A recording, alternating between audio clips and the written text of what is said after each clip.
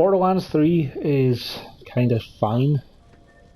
It's pretty much a built expansion pack for Borderlands 2, except that you can slide and you can mantle on things now. That's the entire list of things that have really changed. There's some more classes to play as. I played as the operative. He basically has a drone that he throws out and a shield he can hide behind. So he's basically Roland again.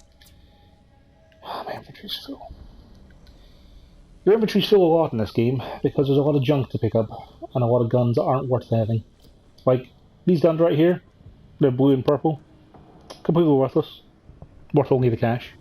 But you can't pick them up as junk to make it easy to sell. You can only pick them up or swap them with the gun you currently have in your hand. And that's it. The game is practically allergic to giving you vending machines. Like there were incredibly long periods of time where you go through a map, and these menus are also a nightmare. But like there's a vending machine here at the fast travel point, which is the only fast travel point on this entire map.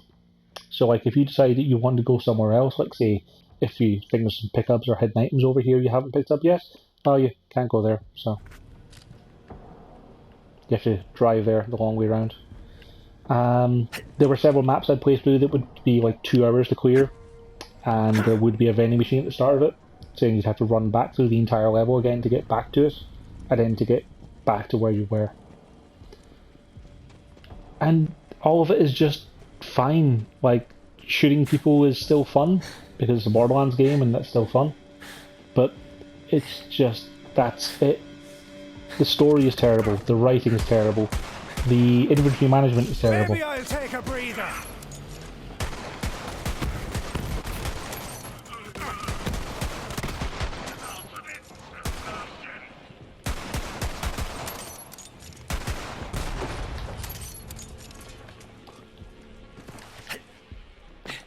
I can't even think of anything really to say about it.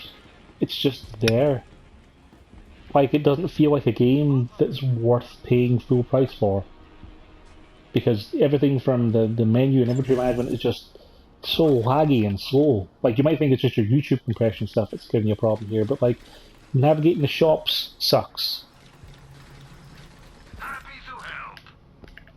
If you decide you want to go through your inventory, and you decide you want to try and organise it by, say, like, things that you might want to actually equip, you can sort it by score, which is like a gear score like Destiny. Except the gear score is completely meaningless, because like there's a gun there that's 443. Like, I've got a gun there that's 409 that's doing more damage than it in every single possible way. So, what's the point of gear score? It's completely worthless as a metric.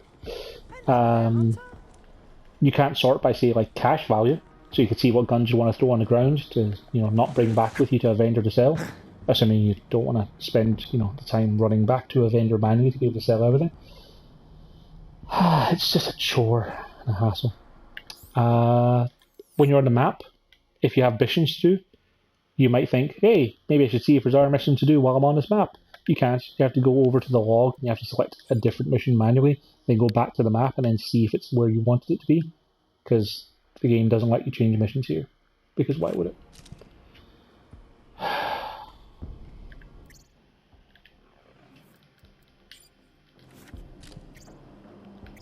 About the only side missions I have left are the bandit arenas and delivering burgers, which involves driving cars, which is still a painful part of Borderlands because none of them handle particularly well to drive and often get stopped on tiny rocks. But otherwise, yeah, that's kind of it. It's more of Borderlands. I mean, you may have gotten 2 in the pre-sequel with the Handsome Collection for free with PlayStation Plus, and honestly, 2's a better game.